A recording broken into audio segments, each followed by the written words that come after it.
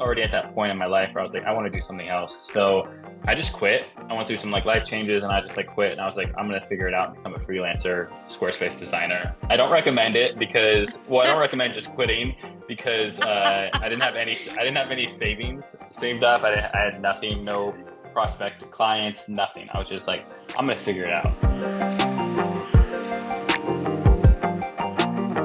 Well, everyone, welcome to No Surprises, a look inside the ambitious, joyful, and occasionally terrifying journey of creators. And we are on episode 4 of our 3rd season on community. And here we are, once again, bringing less surprises. Even increasingly fewer surprises every episode. We are giggly and happy today for a variety of reasons, but one of them is because we have the fabulous Max Pete with us. Max, we are so happy to have you. I'm really happy to be here. I'm gonna give your intro with the gusto. Ready? Max Pete specializes in building communities that foster connections and spark impactful change. With over 5 years of experience in the community space, it all started during the pandemic when he found himself looking for meaningful connections. Max has transitioned from a background of nearly a decade in marketing and advertising. He's done stints in music, working with agencies, running his own freelance business, and he has found his true calling in building connections that matter. Max, welcome. We're so happy to have you. Thank you. Yeah. Thank you so much. And that was great. No notes on that reading. Yeah, that's perfect. Right. We're getting increasingly better as hosts in reading off bios. I believe the first episode of season 2, I accidentally even forgot to introduce the guest. So we're making strides. Yesterday, someone asked me if I was going to record the audiobook version of my book. And I was like, God, I would love to, but also what a boring thing to listen to. So I feel like the new hottest sleep track. Max, do you remember how we first met? Do you remember how we first connected?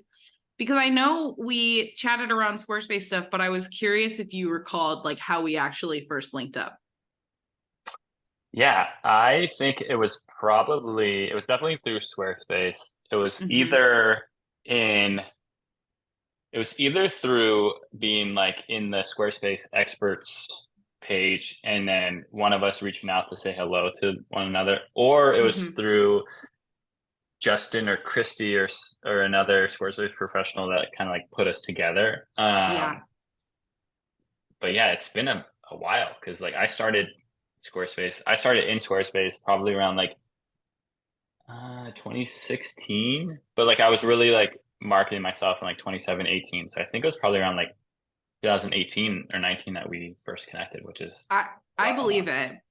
It's funny to me because we have now like our careers have kind of woven around each other and we now share just like a pot of connections. But I remember at one point we knew of each other for a while, and then we were looking to hire project managers.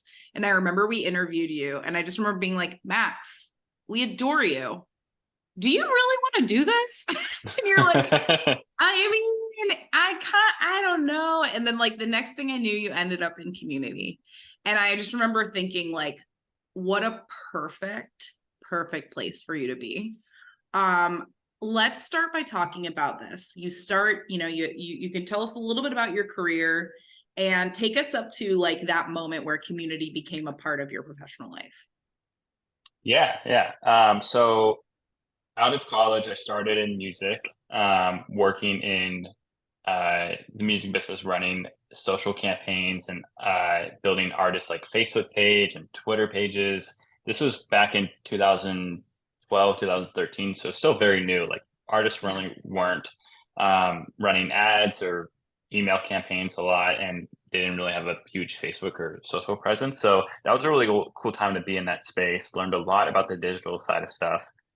Went to a music label to become like their project manager for artist releases, which was a lot of fun. And, I got to like be in all different parts of the business. I got to like help with marketing and talk to PR and talk to our merch department. And that's actually where I first came across Squarespace, because we realized that like none of our artists had websites, and we didn't have the budget for one to like pay for a developer to develop all these websites. So my coworker and I were like Googling stuff. We came across Squarespace. We're like, oh, amazing. Let's just make one template.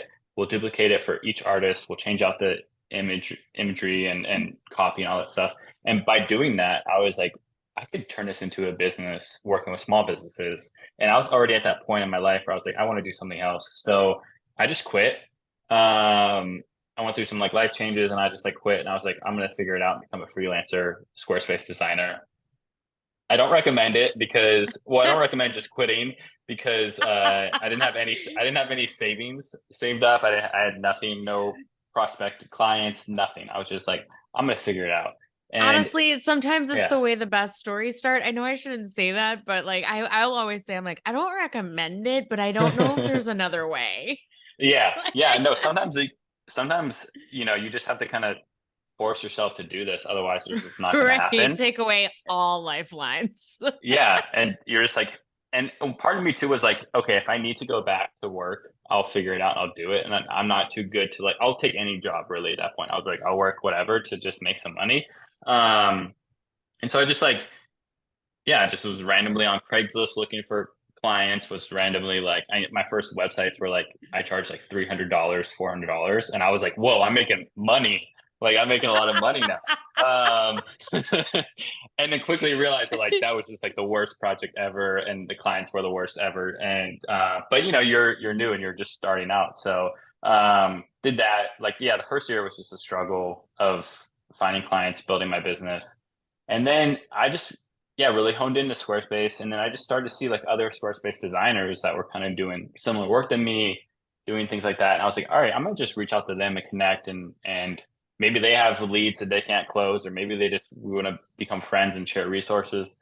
And just slowly over time doing that, I made a lot of cool friends in the Squarespace game, got a lot of cool like resources and partnerships and referrals, and was able to build my business up for a while. And, you know, fast forward a few years to the start of the pandemic, I was actually like the busiest I've ever been, because people needed to go online, Yeah. restaurants and all these businesses. Like I had like so many leads that I just couldn't do, but then I kept saying yes to projects because like I couldn't leave the house, and I was just scared and nervous and anxious. And so I was like, whatever, I'll just take all these projects. But then I got like severely burnt out and was like, I can't do this Yeah. anymore. I never wanted to scale to become an agency. I never wanted to scale to become like have employees. I just wanted to do things on my own. And I Yeah. just hit a point where I was just like, there's just only so much of me that hours a day that I can give, and this just wasn't working for me anymore. And so I was like, okay, like what do I want to do? Like I want to like connect with other freelancers and see like how I can work with them, or coach, or you know, things like that. And came across a freelance community online, called Freelance Founders, and was like, oh, this is cool. Like I'm gonna apply to become a member and just connect with people. And if I don't like it, then I'll just leave. And ended up really loving it. Connected with a ton of people, gave advice that I could give, and shared resources, and you know, attended all the events. And I saw like they had a part-time community manager role open, and I was like, I don't know what this is, but like I'll apply and do it. And Carolyn, who's the founder, was like, hey, like, you know, you're a perfect fit. Like if you want it, it's yours. And I was just like, Wow. cool, like I'll do it. It was still freelance. It's only like, you know, like 10, 15 hours a week. So it wasn't like anything full time, but I was like, okay, yeah, like I'll figure it out. And then I just got really involved in community from there. I got introduced to other communities for community builders. And I was like, oh, wow, there's so many people that are doing this.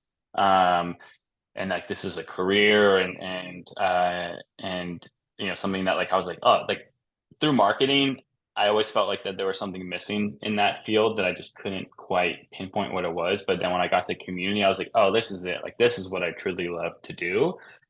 And then with Freelance Max, Founders, yeah. can I ask real Yeah. quick for folks Mhm. who are like maybe not familiar, because I feel like we're so in this, but I realize there are people who have like maybe never joined an online community before.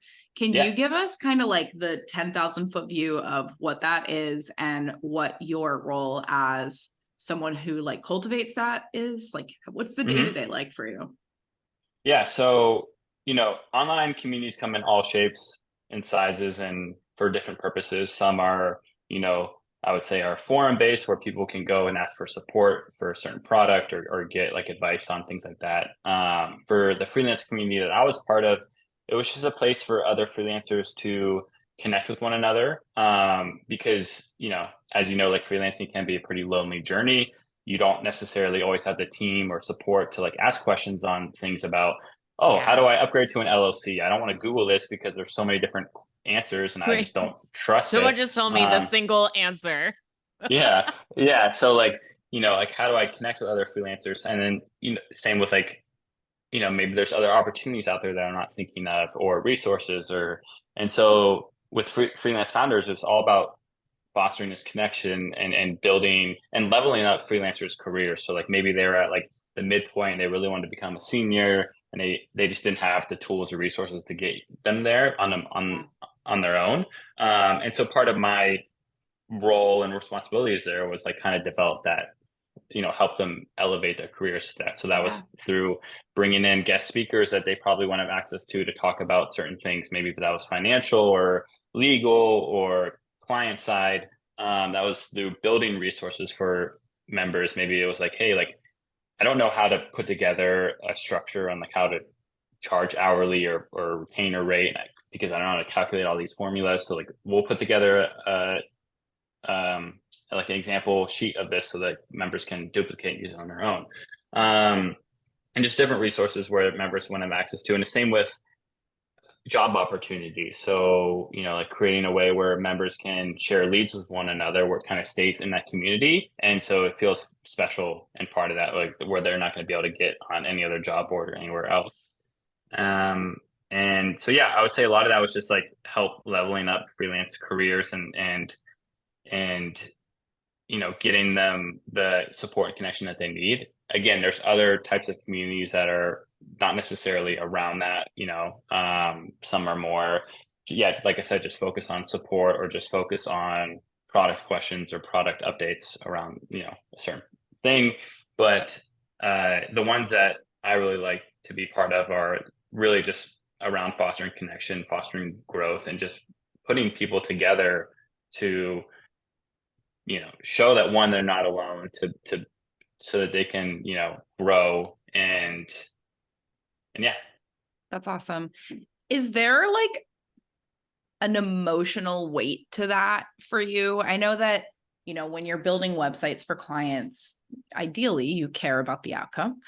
And so I think that burnout can be a real factor because you're pulling all of your creative energy in service of helping someone else kind of meet their dreams. But I think as a community manager, your job is so people oriented. It's so individual focused while still tending to this large group of people. What's that feel like? When you're like meeting members, learning more about what they're going through, understanding their needs, like how do you balance that emotional weight with your own, space that you need mentally? That's tough. It's honestly like a work in progress. It's something that a lot of community people just go through, like the burnout, the struggles of not knowing when to like unplug or how to, or like how to step away. Because at the end of the day, like community people just want to help others. Like we find a lot of fulfillment in that. We find a lot of joy. We don't want to let people down. And so there's a lot of like, I go through that a lot of internally, like, oh, like I need to be present all the time so I can help people if they have questions. I don't want to have them delay anything. And so that's just a struggle. I think one thing to help with that a lot is as early as you can to set expectations for people, set those boundaries, let people know, over communicate, like with members that are joining to be like, hey, this is me, I'm the community manager. These are the hours that I'm working. If it's outside of those hours, I'll do my best to get back to you on the following day. I usually respond during these times. I think setting that early and often, and then also holding yourself accountable to that too. It's the same with like, it reminds me a lot of freelancing where when clients would message me, I'd be like, oh, I got to message them right back because I want to make sure like my communication's on point and that they're, that like I'm doing everything I can to help their business. but then being like, oh shit, like if I email them on Saturday, they're gonna know that I email on Saturday, and now I'm just Right. screwed because they're just gonna like that floodgates open. So Yeah. holding yourself accountable would be like, okay, I'm Yeah. only gonna respond during these times, because if you do it outside of that, people are gonna be like, oh, like I know I can reach you at any time. Right. It's like set the expectation, hold true to your boundary. Yes, which is the hardest part in my Which opinion. is really hard because you're like, I want to help you. I'm available in this moment physically, maybe, but I shouldn't be doing this because I don't want to open the floodgates. Yes. Mhm. I wouldn't know anything about any of this. I have this Perfect boundaries. privacy. I have this privacy screen, which is very similar to my boundaries. That is to say, porous, full of holes. Yes, full of holes. I love it. I'm cackling with delight because I love you, Kelsey. What can I say? I'm dedicated to Horace. porous. So I have found personally, LOL, as we talk about this, that sometimes professional skills that I have developed as a part of my work will trickle over to my personal life. For example, I have been known to have a drink or two and lead a discovery session with a friend on whatever problem it is that they're currently struggling with. A discovery session. Sometimes dating. Yeah. I'm curious for you if there are parts of your job as a community manager that have trickled over into your interpersonal relationships, your family, your friends, your partner. Like, are there things that you can look up and realize like, oh my God, this is something that I learned in my work that I'm now bringing to my like day to day? Yeah. Like, are you always checking in with people like, hey, it's Max. I just want to reach out, see how you're doing. Yeah, I'm definitely always checking in with people. Like I have like daily check-in texts with a bunch of friends. And sometimes it's just me, the only one doing it, because like I'm just like that. Yeah, you're like, But and then sometimes too, it's like, I think with a lot of community building and it's a lot of like asking questions and getting to the bottom, like the root cause of things. And so sometimes I catch myself doing that too with like friends who come to me with like problems or complain about something or bring up an issue.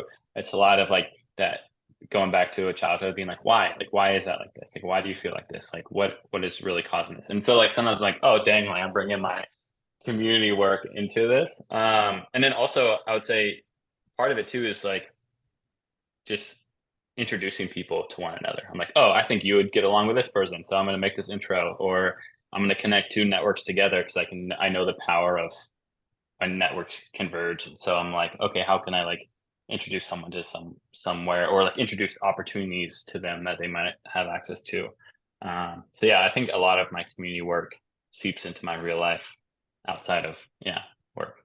Honestly, though, of all careers to seep into your personal life, that's probably the one that makes you a better person. Like if you're a surgeon who just tries to go around doing surgery on your friends and family, that's not good. But like check-ins, asking why, those are good things, right? Yeah. Those are good things. I think so. I think sometimes though, like I don't want to be like a burden where I'm doing it too much. Because some people like are very open. They're like, hey, like I want to share. Like some people are just like very like, hey, like I don't want to talk, like or they don't want to check in that much. And so my tendency is like, oh, I just want to like see how everyone's doing and check in and do this. And so I just need to sometimes catch myself with that too, because not everyone is like that. I definitely struggle to not interview people. Like we do so much moderating and we do so many of these, like we did this roundtable every Wednesday for 2 years. And so I definitely like I'm a very naturally curious person, and I find myself in social situations being like, okay, stop asking this person like don't interview them. You're just hanging out. Like it's fine. I loved those weekly sessions though. They were great. You were the moderator. I was the color commentator. And it was like we walked into that room and we were on, and it was like, hey. Yeah, so now we have a podcast instead. It's the same thing. We just don't go to the Ace Hotel anymore. We just go to wherever we are that week and record. All right, here's a fun, like, imaginary situation question, and you can pause as long as you want. We can add in some hold music while you think about this. Yes. If you could pick any community to be a part of as a member, like, it could be an online community, it could be more of a career-oriented community, like community of people who have all won, I don't know, Heisman trophies. That's the first thing I thought of. I don't really know anything about Sports football. ball. Yeah. What would be your community that you would love to be a part of? And Mallory, same question to you. Oh shit. Language. You're gonna get us the explicit warning on It's fine. podcasts. I'm Italian. Come on. It's like explicit. Like every other word is a swear Spicy. in my family. It's spicy. Wow, dang, there's just so many. I don't You can have I mean multiple.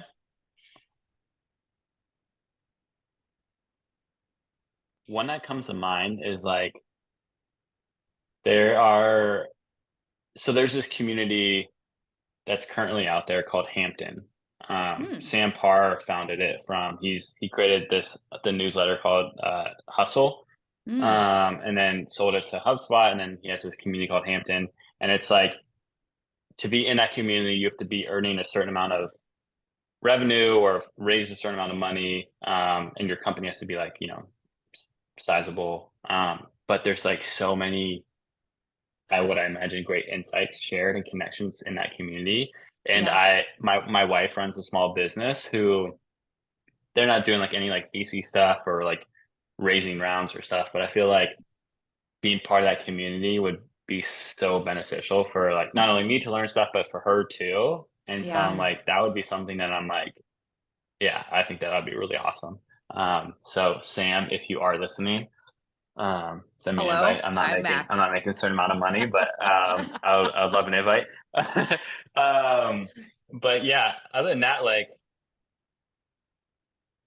I think I don't know if it exists, but like I think like a Top Chef community would be really cool to learn some like insider recipes that like, or just things of the day, or just asking questions about stuff that like I don't want to like necessarily go on Google or like a recipe thing. I think that would be pretty cool to like get access to the top chefs and be like, hey, I'm thinking about making this dish. Like, any advice?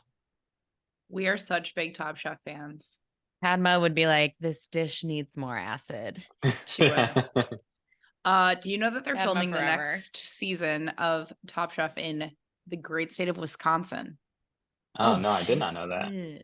Where? Madison, Milwaukee? I think we have to find them, Mallory, and just pop up. How do we become how do we become guests at the Restaurant Wars? That's yes, I want to be there. I want to be interviewed about my experience immediately after. Yeah. Well, on something also that too, someone like, had to put together in like 10 hours. Yeah. And like the food that they make, right? Like it doesn't all get finished. So who finishes the food? Can you just be like a taste tester? Like where you're just like, hey, like I just want to be there to eat the leftovers, other half like of your plate. Yeah. I love that. Mallory, what is your dream community to be a part of? Okay, I am going to answer this in the way that I know that you love, which is to like sidestep it a little, as I always do when you ask these questions. I'm going to tell you about the community that I want to be a part of right now. So I recently moved to this neighborhood, and I'm in the South Loop area of Chicago. But my particular pocket is pretty dense with the retired community, if you will, which I personally love. And there is a small community center on the end of my block, and they have bridge. They have like a bridge community. Yeah. So it kind of is my dream community because I see the sign. And first of all, the sign's up in the window about it. And it's one that's been printed off of a Word document. Perfect. And pasted like one letter at a time on the window. And it just screams like, this is exactly how I want to spend like my Sunday. So I also want to be in this club. I also want to join this club with here. you. I don't know how to play bridge. Okay, I'm not as weird because I saw the sign and I was like, I don't know why, but I think yes. Yeah. The stories. I love both of these answers. Max, tell me, what does your partner's business? What do they do? So she makes succulent arrangements and Oh, custom moss yes. walls. Oh my So God. she like builds walls for like businesses or anyone that like really wants like a, wall. And then she also mails like succulent arrangements across the country from Wow. our location in San Diego. Yeah. That's amazing. How do you feel like San Diego is community-wise? Have you always lived there? Like, do you feel like you have made your own like pocket of friends? What's it like? Yeah. So I've been here for 5 years, 6 Mhm. years. And yeah, I would say like I found a lot of great community here. Like when I moved here, got involved with Creative Mornings, and I was like, oh, this is like an amazing. And I So know there's great. chapters everywhere, but like they were really welcoming here. And now I'm on like the core team in San Diego.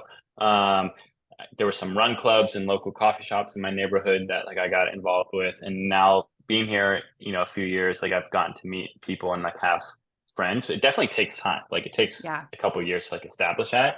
But Mhm. San Diego does have its like cool. I feel like it has its pocket for everything. Like if you're in the Yeah. startup space, if you're in the outdoor activity space, if you're into anything, like there's something here for you. And people are generally like welcoming. That's one thing I was like scared about moving to Southern California. That stereotype of like people are mean, like they're cliquey, they don't want to like chat with you, blah blah. But I would say for the most part, people here are just like very chill, welcoming. I mean, it's sunny out 95% of the year. And so like I Yeah. think the weather just leaves a big impact and mood on people. Like no one really has a reason to be mad. Like it's just nice. That's so As nice. someone who's had a lot of family members live in California, although I have not myself officially, it is the number one thing that everyone says. It's like, man, the weather, what it does for your mood. And I'm like, oh man. So nice. Well, Max, thank you so much for coming to hang out with us. I have had the pleasure of being a part of a couple communities that Max has been a leader in. And I have to say, Max, like you do such a great job of not only pulling together like incredible resources, but also by making very large groups feel very small in the best way. So I can't wait to hear more about the next group that you get to help shepherd to its next level. This has been such a delight. I feel like I've taken away so much from this in terms of like how we can even be doing this on our own small team, right? Don't you think, Mel? I agree. I'm here to help too. So if you ever have questions, and this has been so much fun. Like I love this style of podcasting. It's like so fun and conversational. So Yeah. shout out to the just both chat. of you for facilitating this. You are community builders through this. So yes. We try. Yes. Oh my God, Kels, you're doing the heart thing. I learned This it is from what that Alex. is. From Alex. Yeah. BTS. BTS. And on that note, you can subscribe to No Surprises where you get all of your podcasts. You can also watch this delightfulness and see our faces on YouTube. Our website, Kelsey and Mai's website, our company is weekofthewebsite.com. And you can also find us on Instagram at Week of the Website. We will be back next week with even fewer surprises. Decreasingly fewer surprises. Decreasingly fewer Episode. surprises.